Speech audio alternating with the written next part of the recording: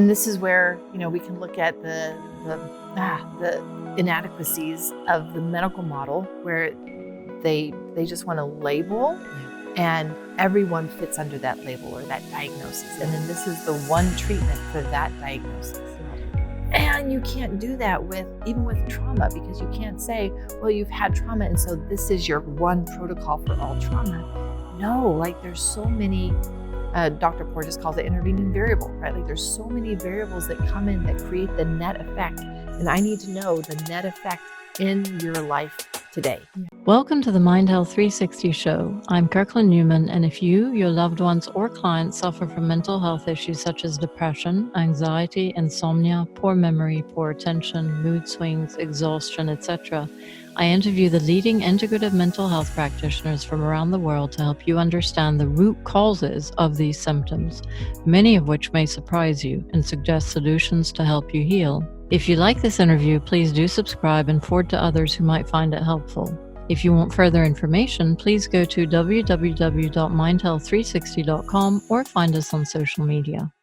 So, Dr. Aimie Apigian, I'm so happy to have you here on the MindHealth360 Show. I'm so thrilled to interview you because you represent one of the few people who really bridge the gap between the biochemistry and the nervous system and the trauma world.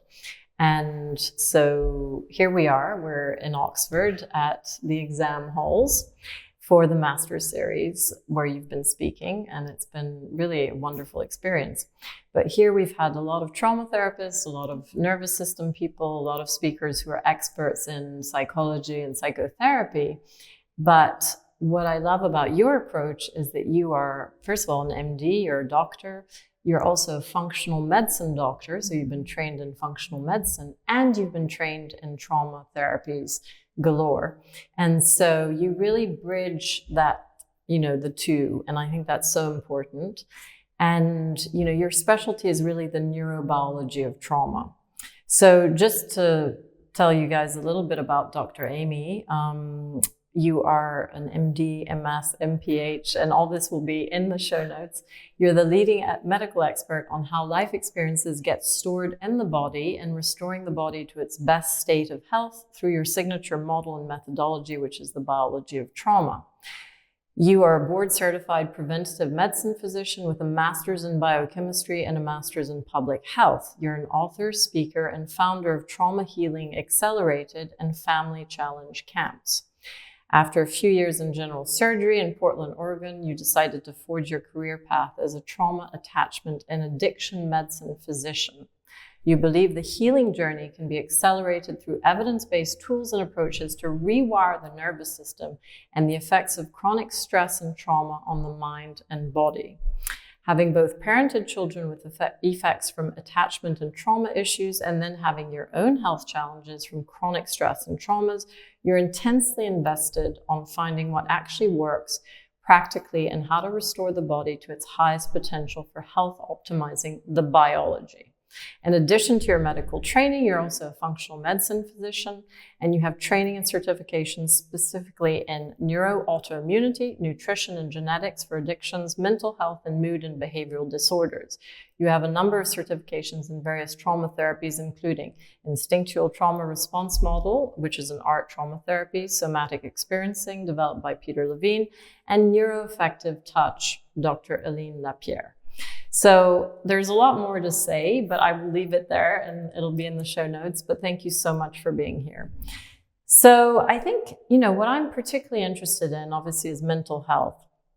And I'm interested in the relationship between mental health and the nervous system. And so my first question is really, would you say that mental health is nervous system health, and that mental health issues such as depression, anxiety, insomnia, lack of concentration, poor memory are actually all nervous system issues? So dysregulation of the nervous system. Is that what you would say? Would you say that's accurate? Yes, and here's where we've gone wrong, that's not the majority of the opinion out there, is that we've siloed these different areas of the body, and needing to come back to this view of there's just one system and it's all connected. You can't separate the immune system from the nervous system. They are so interconnected. You can't separate the autonomic nervous system from the central nervous system. And so to be able to think that we can is quite ridiculous. And so when we see whatever it is, mental health, mood, but even physical health, it's all one system. And so it really does come down to that word that you said of dysregulation. That's your key to understanding all of the different symptoms that people go to one specialist after another for each of those. But at the root of all of them is going to be this idea of the regulation or dysregulation of the autonomic nervous system, and it drives all of that. Yeah, and you're right to bring in physical health, because of course the body and mind are completely connected. And a lot of our beef with mental health treatment is, they sort of treat symptoms with antidepressants and maybe some sleeping pills and some cognitive behavioral therapy. But really, you need to look at the body. And I think that's what you do so beautifully.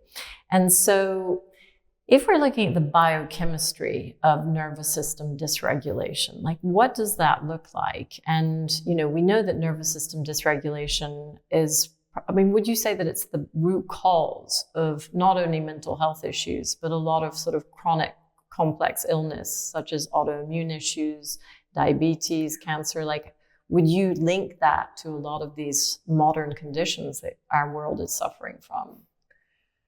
I think that my experience as a biochemist leads me to see the nervous system maybe in a different lens that other people have looked at it. And for example, a therapist, like a somatic therapist, they're looking at the whole system and its response to the environment as a whole. And so they're looking for these, perhaps a deep spontaneous breath or some form of discharge, heat rising. Whereas from my experience as a biochemist, I'm like, yeah, that's great. And I do appreciate that, right? And I can also go in my mind to looking at one individual neuron cell. Absolutely. And that cell, what is it doing? What is its environment? And what are the signals that it's getting, and how is it getting those signals? What are the receptors on that one cell? And inside the cell, it has these mitochondria. What are those mitochondria doing? How are they doing? Are they healthy? Are they sending out signals of distress to cells outside of that one cell? What about the DNA? Let's go to the nucleus of that neuron. What signals is the nucleus receiving? How is it getting those signals? And what is it doing with those signals? How is it changing the expression of the DNA on that level? You have 4 bases. Watson and Crick gave us that years ago, right? You have 4 bases, A, T, G, and C. And now we can look at the biochemistry of epigenetics. And how is that going to influence that single neuron cell? And so when I look at it through that lens, that's where I can go into, there is so much inside of our cells that what happens on a person's surface, all the way up from emotions, body sensations, thoughts, and then actions and behaviors, it all comes down to that one single cell. And so I've become fascinated with what is happening to that one cell. And so when I see all of the different factors from our external environment and from our internal environment, and how are they coming around to influence that cell, and how is that cell influencing the rest of the system? To me, like, that's where things have opened up, and I can see that, this inflammation thing, well, that's actually going to be directly contributing to dysregulation of that cell. And dysregulation of that cell is going to be dysregulation of all the neuron cells in that area. And then it spreads into the whole autonomic nervous system. And then that dysregulation, how will that express? Well, that expresses in these reactions that to even that person or to other people seem inappropriate to the situation. And yet I can see it on a single neuron cell level and the biochemistry that's affecting that cell. So when you're asking, is dysregulation then the basis for all of these symptoms, even physical health? Well, yes, because all of those symptoms, I don't care what symptom you're talking about, all of those symptoms, I take it and I take it down to one individual cell. And yes, it's, an imaginary cell, and maybe this cell, we're looking at the intestinal cell, or maybe we're looking at the stomach cell or the adrenal gland cell that's supposed to be making cortisol or adrenaline.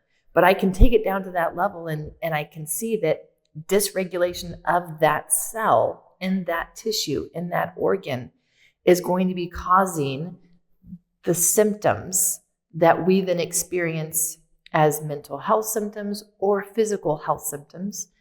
And a cell that gets stuck is going to be stuck in chronic symptoms, chronic mental health, chronic health symptoms.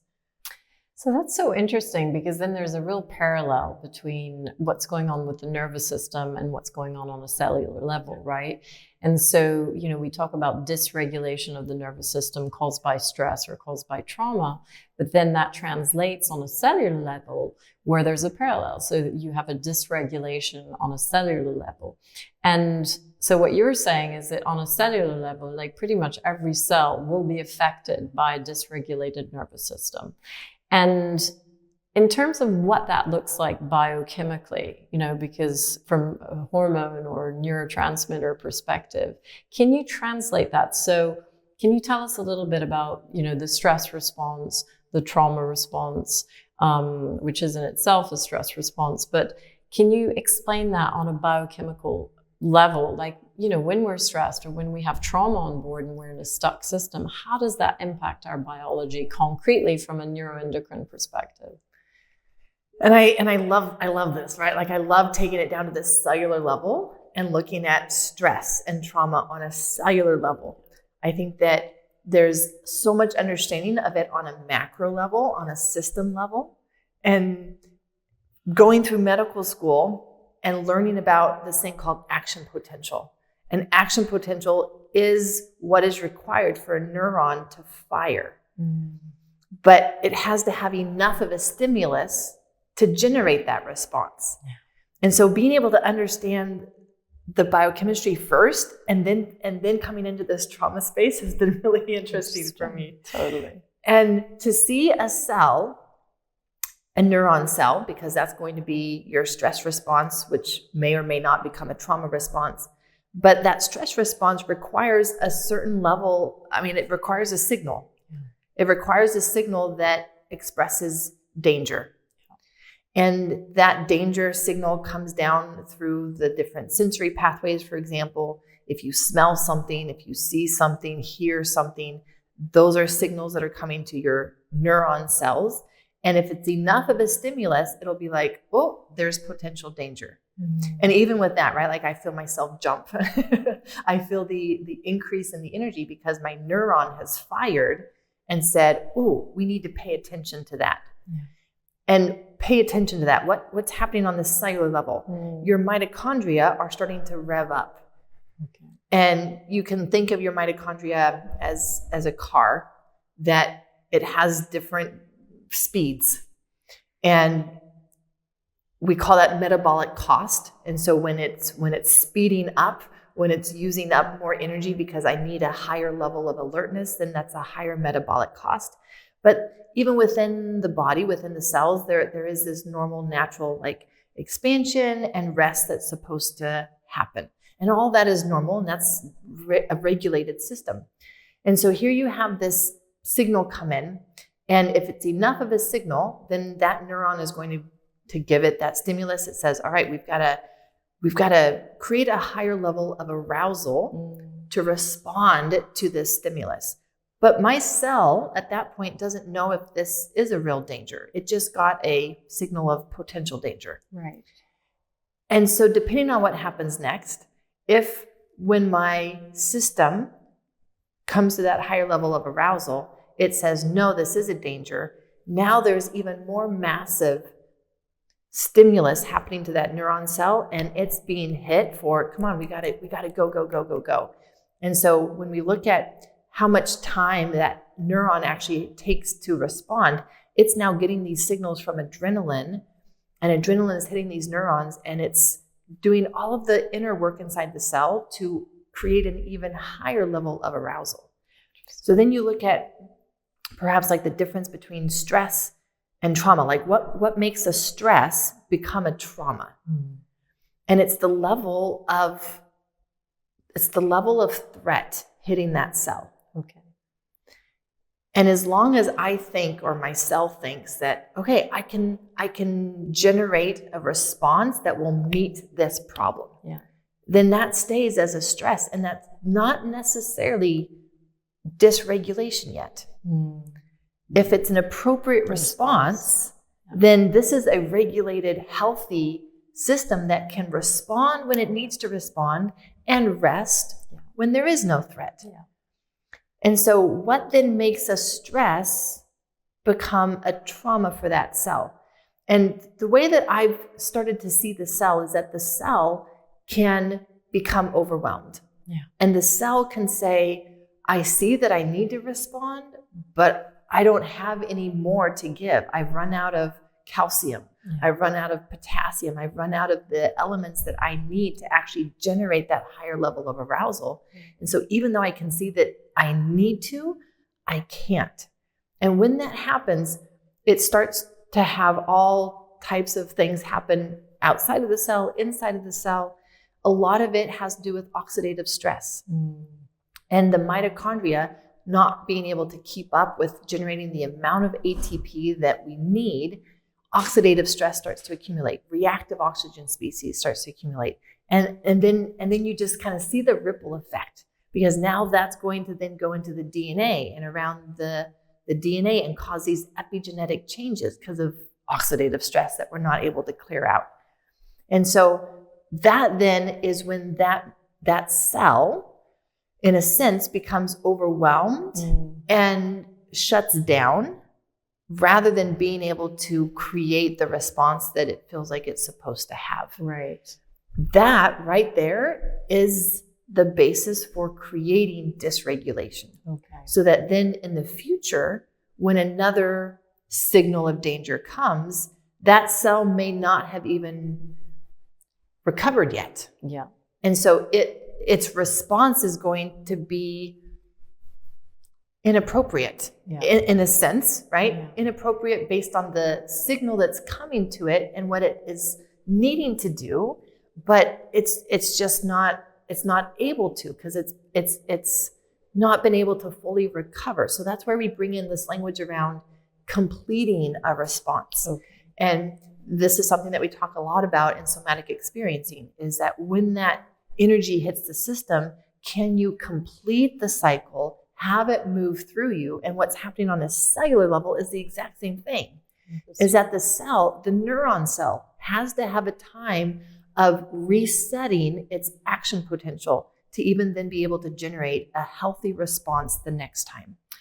That's fascinating. So if you unpack that and you look at somebody who's experiencing ACEs, so adverse childhood experiences, and is under sort of chronic stress. So what you're saying is that basically the cell, which is designed to respond to stress by mounting a response and then going back to homeostasis, what's happening is because of this chronic stress, it's not able to go back to homeostasis, and therefore it's in some ways burning out its ability to respond appropriately. Now, how does that translate though to then, so a lot of us, so the idea that trauma is essentially an inappropriate reaction to a stressor. So, we have trauma in our childhood, which then dysregulates our nervous system. And then we either overreact, so we mount too much of a stress response, or we underreact, so we, mount too little of a stress response. So in your explanation, we mount too little of a stress response, but what about people who mount too much of a response and overreact, with too much energy in some ways and too much sympathetic energy? How is that the same thing in your book? Well, what can happen is that the cells become sensitized. Yes. We call this sensitivity or reactivity. Yeah. And so this is very evident in the cells in the brain, for example. Okay. And one of the cells is called microglia. And these are your guardian cells for your neurons. So they're the protectors. Yeah. They're supposed to be the barrier that makes sure that the neurons are getting everything that they need to respond in a healthy way. Yeah. But what can happen is that the microglia can be exposed to an experience, exposed to a signal that primes them. Yes. When they are primed, they are now super sensitive. Yes. They are now super reactive. Yeah. So that what was formerly just a stress, and they were able to totally buffer it without a problem. Yeah. And now that they're primed, that same stress is now this super reaction. Yes, exactly. Yeah. And we see that on a behavior level. Exactly. And so just as an example, one of the biology pieces that I had to discover for myself was brain inflammation. And it started to explain so much and gave me some specific tools that I could use to help bring my system down into a more regulated and appropriate responses, is around sleep. Yeah. Right. And so microglia, when they've had what they've needed and they're not primed, they've never had any kind of a head injury, even whiplash, they're healthy, they're great. They've never had exposure to toxins or bacterial infection, whatever it is, like they're in great health. And you don't sleep well for one night, the microglia are like, no problem, we gotcha. Yeah. Like, we can handle this. Yeah. But you take that same system, the same type of sleep deprivation just for one night, those primed microglia are going to lose their shit. Yes. Right? And now they're like, we're not going to be okay. Like, this is not okay. I don't know how to do this. And they're going to they are going to unleash all of this inflammation, all of these inflammatory cytokines, creating this huge fire that really wasn't necessary. Yeah. But they're primed for that. And so they're super sensitive and they're super reactive. Yeah. And so I think that's what you're getting at, That's right? Like, right. you can have these different types of responses that come from prior signals that change how a cell responds. That's exactly right. And I think, and it's interesting, I didn't know this, but a TBI apparently primes your glial cells. And once they're primed, it's very hard to turn them off in some ways. And so that you have to really be very proactive trying to turn them off. And I'm wondering if there's a parallel on a behavioral level, because we talk about overreaction and underreaction. So inappropriate reactions to stressors. So, if somebody's had trauma in their life or they've had ACEs, and they have a dysregulated nervous system, what could be a sort of, 2 out of 10 input, they'll overreact to and have a 9 out of 10 output. Or, underreactors will actually do the opposite. So they'll have a, 9 out of 10 input and they'll have a 2 out of 10 output because they're just not responding. So I think, it's interesting, the parallel between the behavior and the biology. That's the fascinating part.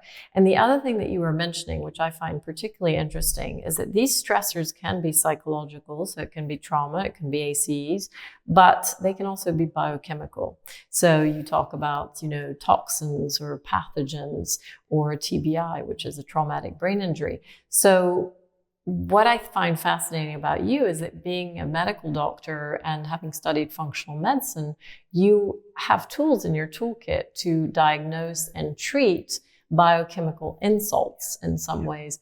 And also you have tools to treat the psychological ones because you're a trained trauma therapist as well. And I think that's the beautiful thing.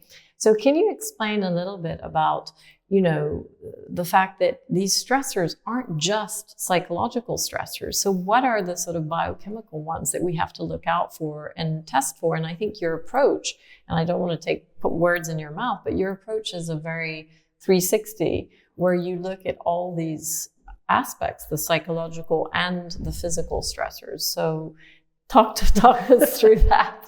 Yeah, and you should see my assessment forms, right? Where I'm asking all of that. I'm asking, what are your reactions to stress? Yeah. Do you overreact? Do you underreact? What about your emotions? Are you feeling like you're constantly overwhelmed? Are you feeling like you're constantly on the hamster wheel and can't sleep? Yeah. Do you sleep too much? Do you sleep too little? Yeah. And then tell me about your exposures to mold, right? Like, I have all of these on my assessment forms. Whereas that's not typical, right? Like you go to the primary care and they're going to be asking only about the physical exposures. You go to a therapist and they're only going to be asking about the emotional ones. And so you're right. Like since they all play a role, they all influence the dysregulation of a cell. Yeah. And so I ask about all of it. And when I look at, let's just take a heavy metal toxicity, for example, copper excess.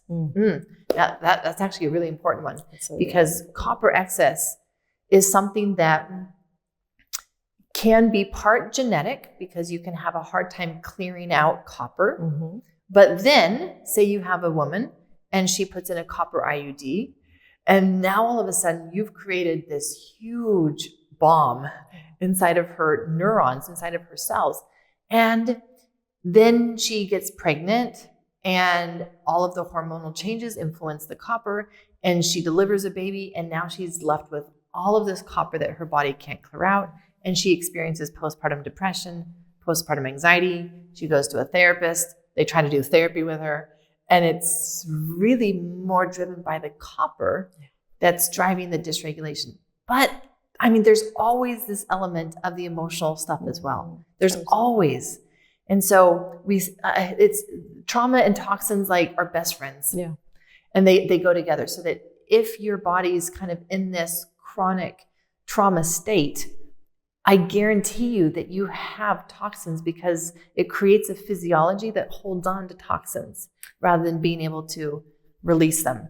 And that's fascinating. And I'm wondering what that's about because, so I know that genetically, some people, methylate, detoxify better than others. And so, and then you've got the trauma piece, which is that if people, have chronic stress, it will dysregulate their physiology and their ability to detoxify and so explain how that works. Like how much of it is genetic? And obviously it's probably hard to answer this, but how much of it is sort of environmental and psychological. And the other thing is that, we know, for instance, that people who are more susceptible to mold or Lyme tend to have trauma on board. And then you said something the other day, which I thought was great, which is the other way around is also true. So you can be more susceptible to trauma and stress if you have biochemical imbalances such as Lyme or mold exposure. So explain the sort of relationship and the genetic component as well in terms of methylation and detoxification. Yeah, methylation is a great one to go to. And it's actually one of the 3 most common biochemical imbalances that I see in people who get stuck with these trauma reactions. And methylation. So this is actually more epigenetic than genetic, but because it's epigenetic, it is one of the aspects of how generational trauma gets passed on, which is fascinating. And it will, like you say, change a person's detoxification capacity. Yeah. So let's take a baby. Yeah.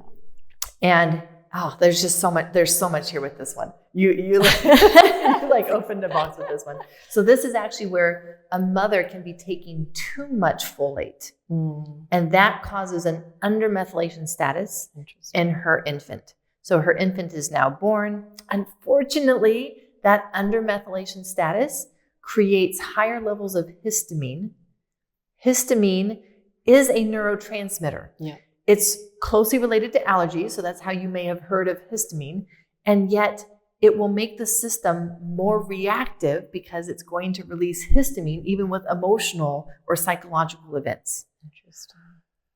So you have that histamine piece, but the undermethylation will also, I'm so sorry, but for many of them, not all of them, but for many of them, it will also affect their DNA where their serotonin and dopamine systems are involved, and creating a net effect of lower activity of serotonin and dopamine.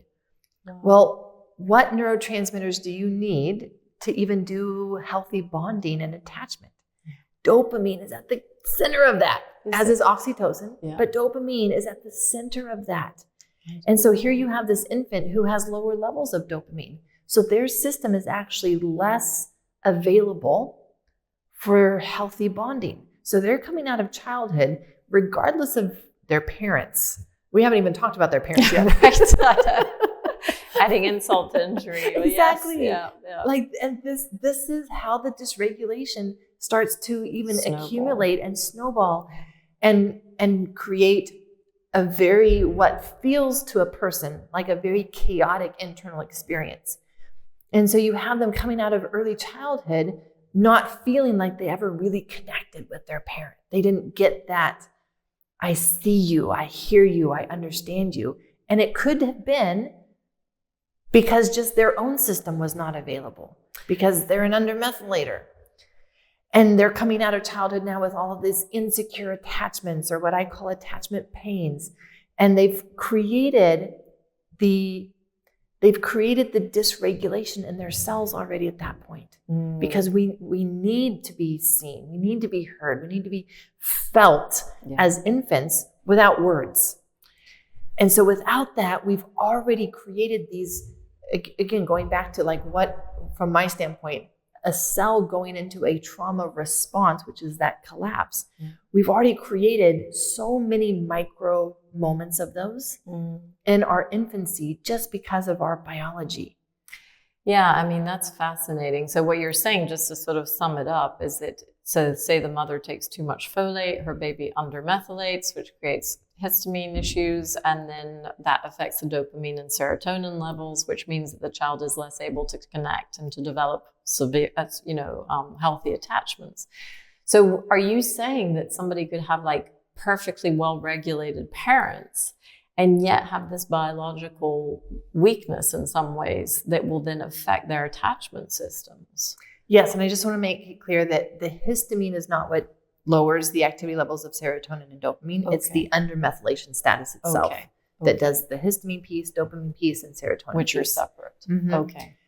But the histamine is inflammatory. Histamine is inflammatory. Exactly. Yes.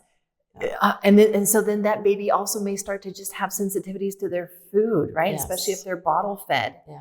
And they're getting exposed to foods that aren't totally natural and what they're supposed to be having. And they're already having these cell danger responses and this histamine that are creating havoc, that are creating inappropriate responses. I actually really don't like that term inappropriate, because it is appropriate, right? Like your system is responding to threat and danger. It's doing its thing, right? It's doing its thing. So it's always appropriate. Totally. And so, yes, we can have this system where this infant could have the perfect parents. And I've never met the perfect parents, but in theory, they could have the perfect, most regulated parents, have everything, carried on the baby carrier facing inwards, of course, right? For several months, like they could have the perfect. And yet their system, because of their biology, is still undergoing these moments of trauma and overwhelm and feeling alone and unsupported and unseen and coming out of childhood with what would be trauma, even though they're never going to be able to look back and see an event that happened. Yeah. It's their internal experience, though. It's their body has a story of trauma, even though their mind is telling them, but where? Yeah, completely. And also, I mean, if you add to that the polluted environment that we're growing up in. And then we add the pollution. Right, exactly. The plastics. And the heavy metals and, and the molds, even, the natural molds, or the water damaged building molds. And, those are so prevalent, and then those dysregulate the system either. So, I mean, it makes you slightly pessimistic. You think like, what hope is there for our systems? And I think, the key to health is really homeostasis, so homeostatic resilience. So being able to handle all these stressors, whether they're psychological or biological, and sort of come back to a state of homeostasis. But the problem is, it's like a cup that's too full. It's like it just gets totally overwhelmed by, whether they're psychological or biological stressors. So in terms of mental health, like if we look at sort of depression, anxiety, insomnia, et cetera, if somebody comes to you and says, look, I can't sleep, I'm depressed, I'm, super anxious, like where would you start, given that there could be so many factors at play? Like, what is your approach to try and help this person? Because, our conventional approach is sort of SSRIs, sleeping pills, and maybe some cognitive behavioral therapy. But, it's so much more complex than that. So how do you start with, when you've got that? I actually struggled with this for a long time. And I was coming out of my experience with my son and then myself. And so I was still left with this, I'm not sure where to start with other people because I didn't start the right way with my son. I didn't start the right way with myself. I didn't know the right way. I had to piece together, and I made so many mistakes. I feel like I experimented on my own system and thankfully got to the place where I was okay with whatever happened. Wow. Because how else am I going to find if that helps, if that works, unless I try it? And sometimes those experiments didn't go well. Interesting. And so this idea of like where to start was not something that I learned from a textbook. It was something that I pieced together. And so as I then started moving into helping other people and just sharing what I had learned, that was still the same question that I came to was, but where do I start them? Yeah. And as I reflected back on my own journey, also including my journey with the foster parenting and adoption, I saw principles that started to shine through. Okay. And I was like, okay, there is an algorithm. Dr. Porges talks about trauma being a functional disorder, meaning there is an algorithm. We can make sense of it. Yeah. And I started to see that there are principles that we could make sense, and that there was not only where to start, but how to start. And I'm so thankful for all of the experts that have developed all of these principles and insights, and each in their own sphere and fields contributed so much. Where would we be without that? So where I start now is I start with safety, right? And what I have to start with is recognizing the pattern. Do you have the pattern of being an overreactor? Do you have the pattern of being an underreactor? Because that's going to determine where we go with your biology and where even we go with your somatic work and where we go with your parts work. So that we have to understand what are these different pieces that right now in your life are driving your symptoms. Yeah. And that may be different than what I've seen, certainly my medical colleagues do, and even my functional medicine colleagues, because they start with this whole timeline of a person's entire life. I mean, that's overwhelming just to fill out, by the way. It is, totally, yeah. And you're sitting there looking at your entire life and you're like, oh my goodness, like I have been through a lot, right? And then you also, can see that kind of with a therapist where they immediately want you to go into the story of, well, tell me what happened to you. And I from my standpoint, I see that is not where to start. I start with present moment. Yeah. Where are you today? And that's why I have them fill out what I call a nervous system journal. And they do it for 3 days. By now, they've learned the different states of their nervous system, their different energy levels. Are they overreacting, underreacting? Are they seeming to be regulated? And they're filling that out. Where is their system all throughout a day for 3 days in a row? Interesting. And that gives me, where are they right now? So you're saying that a physiological stressor, such as a toxin, can actually have a physiological effect on the cells and on the fascia and on the tissues to sort of constrict them. And is that constriction sort of a lack of lymph and blood and sort of general circulation? Is it lack of hydration? Is it lack of cerebrospinal fluid? Like, are all the systems affected? Exactly. It's going to create all of the system and its response then to try to adapt to this new toxin that's in the environment, right? Like, it's like a toxic relationship, right? Like, I'm having now to adapt to you, even though you're not really supposed to be here in my life, you're here, and I'm having to adapt to your energy and your charge.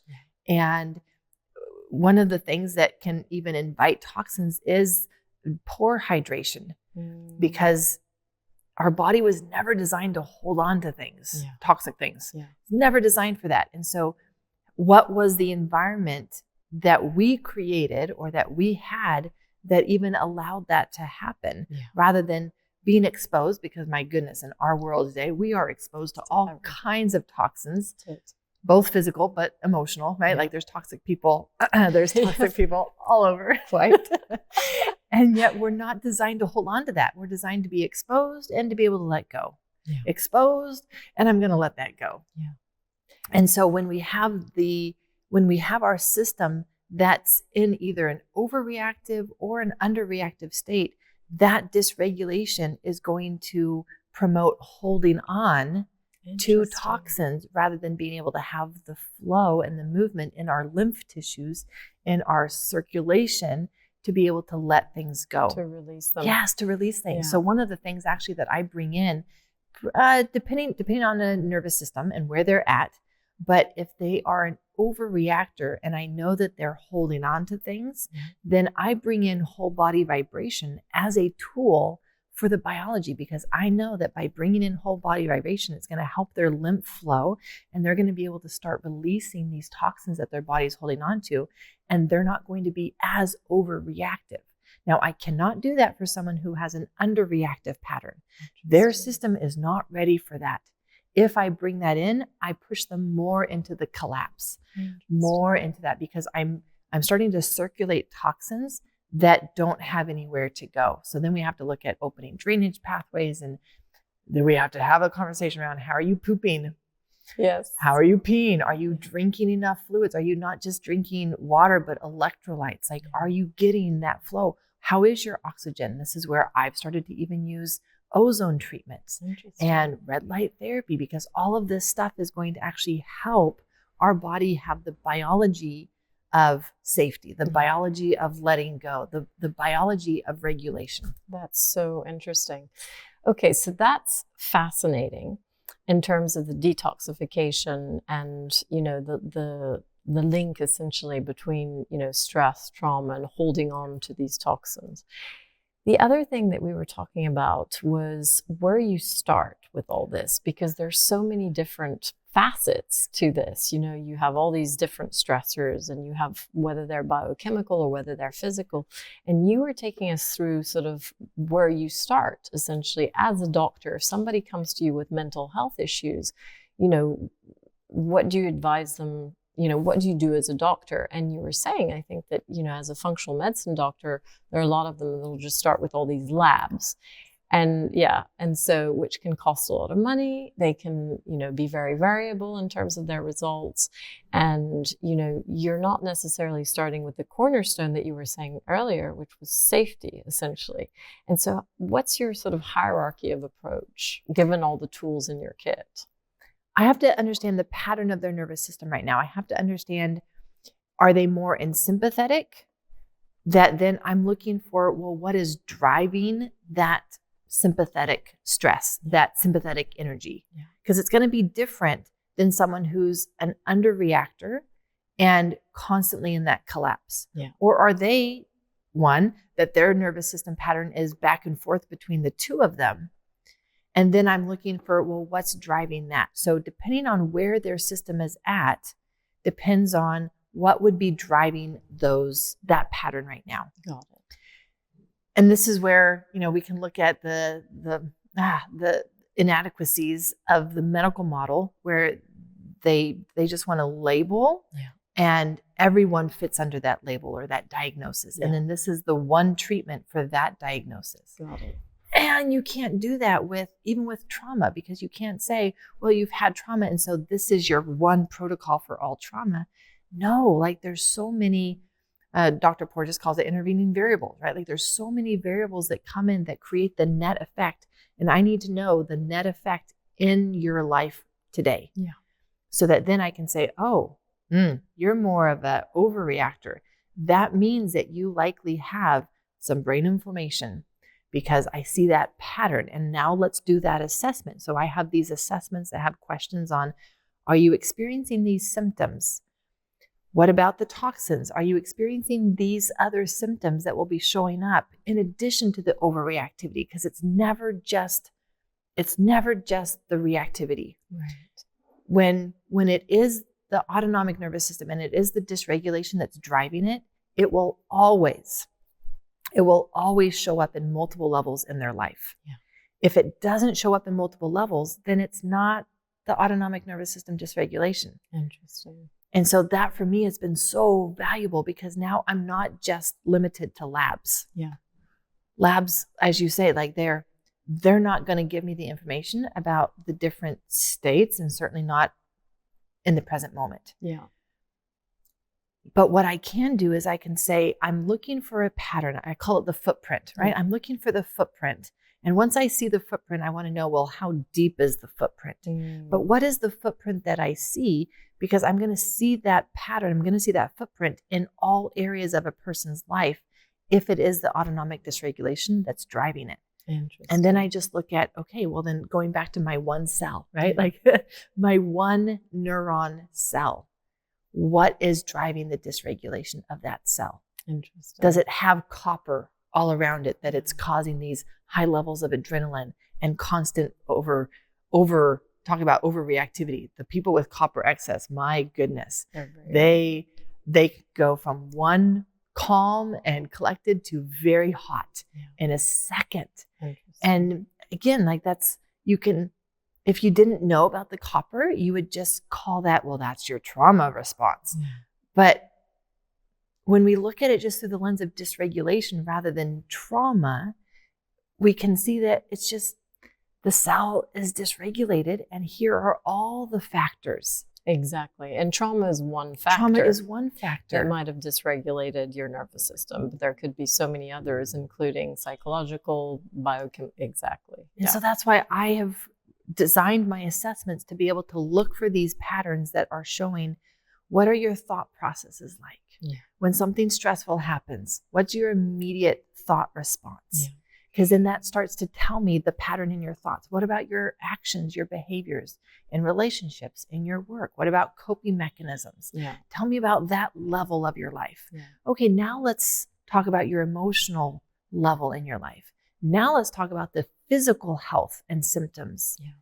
Because when I see a pattern in all of those layers, yes, we are working with dysregulation, and there will always be multiple factors contributing to that dysregulation.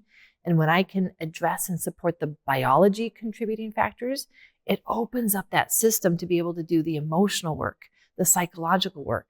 If I don't address the biology, I'm just trying to do the emotional, psychological. I'm literally fighting my biology. Yeah. The copper's not going to go away by itself. That's so and true. I'm fighting the copper. I'm fighting the methylation. I'm fighting. And that's what it feels like for people.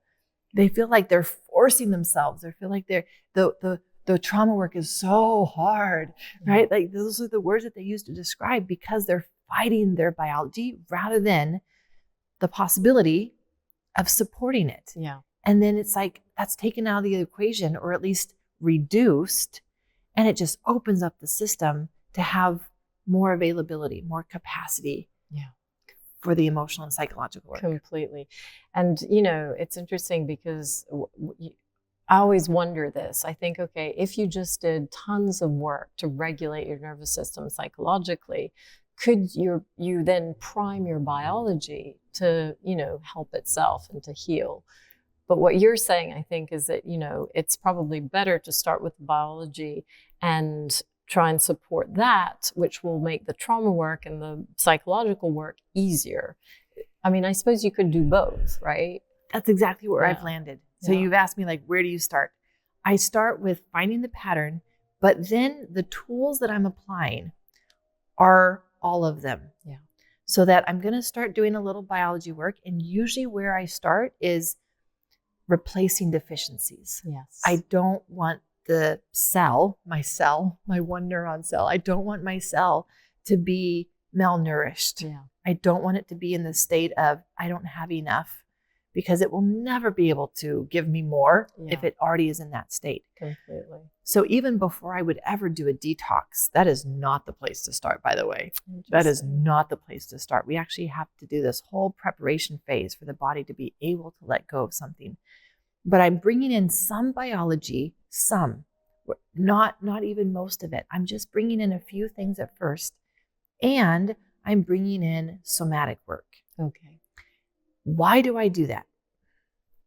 I found that unless the body is having moments of feeling safe, it's not even receptive to the biology work. 100%. 100%. And so I have seen many people spend decades and thousands of money on supplements, on this program, on that treatment program, on this detox, on this diet, on this lab. And the body's just not receptive to it. The body is in, I mean, this is what, right? The biology of trauma. It's in a complete fear mode, shut down, guarded, not receptive to anything. Yeah. So knowing that now, I'm like, oh, I do have to bring in this safety thing first. Yes. Yeah. And so I start people with 21 days of somatic work to build in safety. I don't do a whole year. Yeah. And I also don't expect them to do a whole hour every session.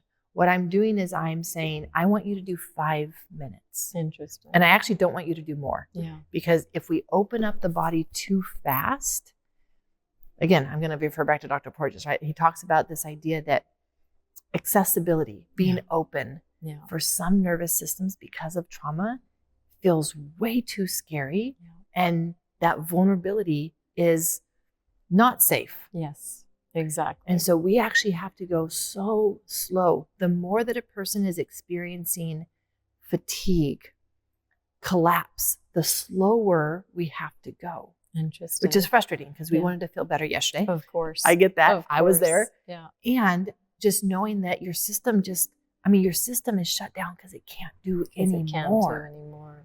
Yeah. And it doesn't feel safe to feel safe. Yeah, and I think that's really interesting. So Porges has an expression, accessibility equals vulnerability, essentially. And so, unless the system feels safe with accessibility or in its vulnerability, it's not going to heal. And he very eloquently says, in order to have health, growth, and restoration, you need to first have safety, right? And so I suppose, and that brings me sort of to the cell danger response, because there's the emotional safety, but then there's also the cellular safety. And so Dr. Robert Navio came up with this concept of cell danger response, which in my understanding is, cells get primed by a toxin or by, an infection or some sort of inflammatory trigger, and then they can't switch off. So they're like on the whole time, and then they eventually sort of get burnt out and don't work as well. And it's sort of like the microglial cell that we were talking about. And so how do you go about bringing the whole system to a place of safety and back to sort of a state of homeostasis, given that all this is working against you? And I want to bring in one more piece. Yeah. The parts of us. Yes. And so we can have parts of us, and we can have our body memory, and we can have our biology that's all creating dysregulation. Okay. Yes. And so when they're all in that state, they are feeding off of each other. Yeah. And one is creating dysregulation over here, like the body memory of something, and its overreactivity to that is causing the cell danger response, which is then triggering even more parts of us. Yes. And so it's this awful, awful confluence of factors that are creating this constant dysregulation. And somehow we have to shift that. And so what I do is I see that we've got to use those 3 essential elements. And for me, those are the 3 essential elements that everyone has to do. Okay. There are other things that are very helpful. But if you're looking at the essentials, these are them. Yeah. Parts work, somatic work, biology work. Interesting. And we have to integrate those, because you can't just do the biology work, right? Yeah, absolutely. Your body will hold you back. Your parts will hold you back. Yeah, completely. You can't just do somatic work, because your biology will hold you back. Your parts will hold you back. Absolutely. And so we have to do this in an integrative way. And that's so beautiful. And so when you talk about parts work, I suppose you're talking about Dick Schwartz's IFS, yes, so Internal Family Systems, and Janina Fisher, who uses that as well. And then, of course, Peter Levine's somatic experiencing, and then the functional medicine methods of the biological diagnoses and treatments. And so that's your sort of 3 pillars, essentially. And then what I'd love to do is to get into sort of solutions. Like, how do you go about, so given these 3 pillars, what are your sort of top tips to try to get back to this place of safety? And what's your sort of mechanism or program using these 3 pillars to get people back to a state of homeostatic resilience, which is essentially what we're trying to do? I start people most oftentimes with the somatic work. Yeah. And these are very brief, short exercises. We're not going into story. That's definitely not going to promote stability or safety of the system. And that's what I'm trying to do at first. I'm just trying to stabilize the system. Yeah. Stabilize, because then we can do some more work. But until we have any form of stability, it's going to be too chaotic. Yeah. It's going to be too overreactive or underreactive. Yeah. And so that stability comes through very visceral experiences that I need a person to start to be able to do for themselves. Okay. I can't even have them rely on me to provide stability for them. Yeah. They've got to learn how to do that for their own system. Yeah. Yeah. And so I'm teaching like them self-regulation. Yeah. State regulation. Yeah. So when I refer to somatic work, yes, somatic experiencing is one of the modalities in which I've been trained. And I think that there are some other things that would come under that umbrella of somatic work. Yes. But the idea is that you are able to not only connect with your body. Connection is important, but it won't be enough. You need to be able to connect and understand what are these messages that my body is giving me so that I can give my body what it needs and shift my state, regulate my state. Yes. So as an example, one of the exercises that I teach that's intentionally to create an experience of safety. And that's what we have to do for the nervous system, is create different experiences so that it can adapt to new experiences. And I literally have them walk around their room and touch the walls. Amazing. Touch their furniture, touch their walls. I want them to just touch. This is a very, I want to say, primal exercise. Yeah. And yet how it works is amazing. And to have them come back, because I'm doing this all online, right? So I'm sending them out to their room, and they're coming back, and I'm seeing them sitting, and they're more present. Yeah. Their shoulders are down, like they're here. Yeah. And we see this in nature all the time, right? Like I call it marking my territory. Yeah. This is our version of marking my territory. I am here. And what we're saying without saying it is, I'm alive. Yeah. Interesting. I'm so we're alive sending and signals I'm of, here. yeah. Yeah. And yet we don't do this on a regular basis, right? Like, when do you ever walk into a room and be like, let me just touch the walls, Yeah, right? completely. And yet when we do that, we can feel the shift in our body. Yeah. We can feel that state regulation. And I need people to feel that so that they know even what it feels like. Because most people don't even know what it feels like to feel safe in their body. They've never experienced that. Yeah. And so I have them do these exercises and this is what I tell them, like, we're just going to do the work here. We're not going to talk about doing the work. We're just going to do the work. And I want you to feel the difference so that you start to feel how your body can shift to a sense of safety. Yeah. Now, for so many people, when they're first starting out, that sense of safety is just safer. Yes. It's not 100% safe. And we don't need 100% safe. No. We just need safer. And it's not going to last for very long. Yeah. And that's okay. Yeah. Because we are creating micro moments of safety for the very first time for our body. And when we do it in a micro way, it doesn't startle the body to be like, whoa, whoa, whoa, whoa. Yeah. I feel too safe. Yeah. We actually don't want to feel too safe. We just want to feel safer for a moment in time to be like, oh, that's what it feels like. Okay, let me go back to how I usually live my life, and let me be in my head, and let me multitask, and let me, do all my things. Okay, let me just create another micro moment of safety. Oh, that's what it feels like. Okay, let me go back and let me do my thing, because we can't feel too safe, because that's not safety. Yeah, completely. And so then when we do that, now we can start to identify different parts of us. Yeah. So that's when I layer on parts work. And the way that I do parts work is I layer it on to the feelings in my body. Yeah. And that feeling of, oh, I don't want to feel safe. Well, that's a part of you. And now we can work with that part of you. Now we can feel that part of us in our body. Yes. And now let's start taking some magnesium. Yes. Now absolutely. let's start reducing that brain inflammation that tells you that you're not safe. Yeah. Now let's start bringing in some Epsom salt baths. Yeah. Now let's start with some castor oil packs. Yeah. Now let's talk about your poop and the fact that you're not pooping or that you have diarrhea. And so we layer it on piece by piece. And my job is to help people just identify the lowest hanging fruit. Yeah. What is just the next best step that your system needs for moving towards regulation? Amazing. We're not even working towards 100% regulation. Yeah. We're just looking for just a little more regulation. Yeah.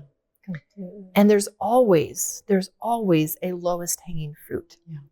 And in any given moment, for one person, it might be the somatic work. Yeah.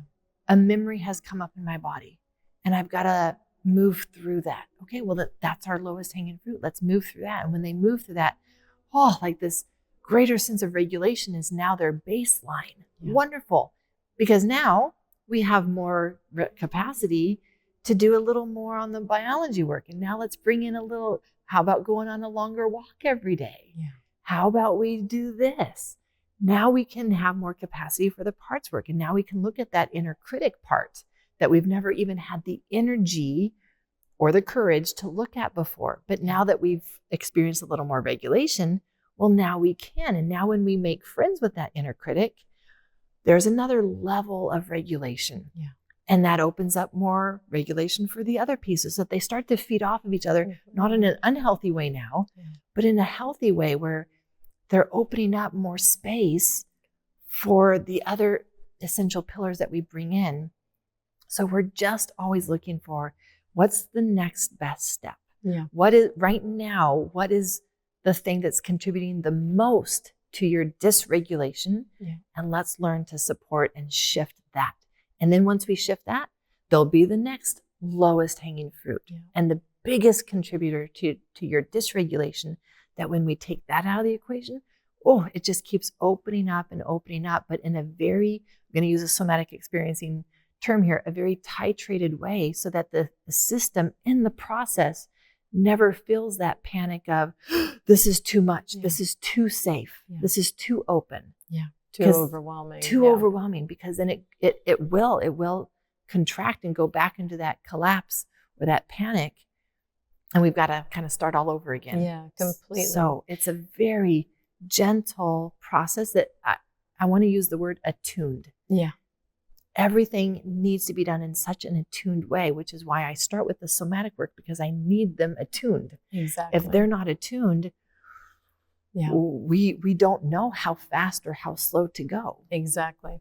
And what I love about your approach is really the integration of the biochemical, the body work and the parts work. And so it's sort of cognitive, physiological, biological. And, I could go on and talk about this for hours. Unfortunately, we are running out of time.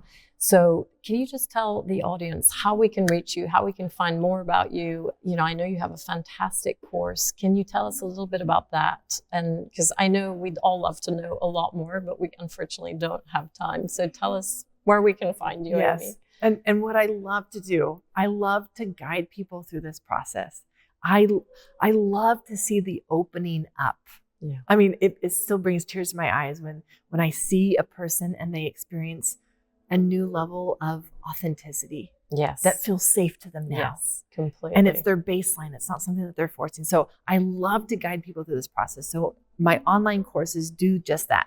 They guide them through this process. And I've developed a certificate training program for professionals around the world. Amazing. So that they can learn how to do this for their clients as well. Amazing. And I teach them first experientially. Yeah. So I'm leading them through the process as well as giving them my assessments and everything else, that they know how to translate that into the work that they do, whatever their scope of practice is. Okay. So they can find me on traumahealingaccelerated.com.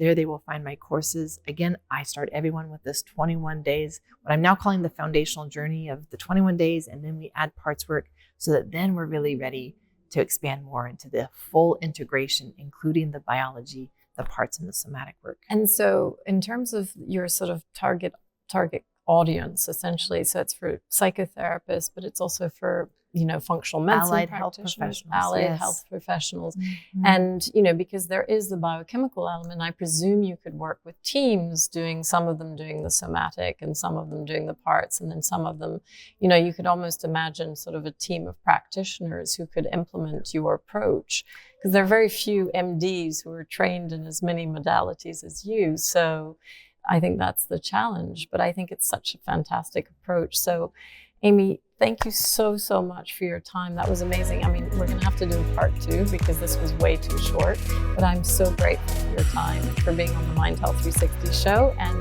I will we'll put everything in the show notes. Thank you so much. Thank you. And I want to thank you for what you're doing in the world.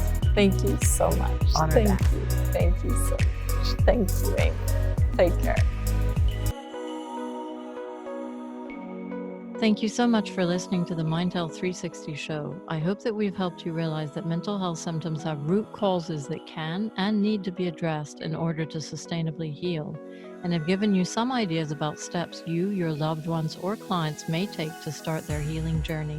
Please share this interview with anyone you think may find it helpful, and don't forget to subscribe to keep up to date with our latest interviews on integrative mental health.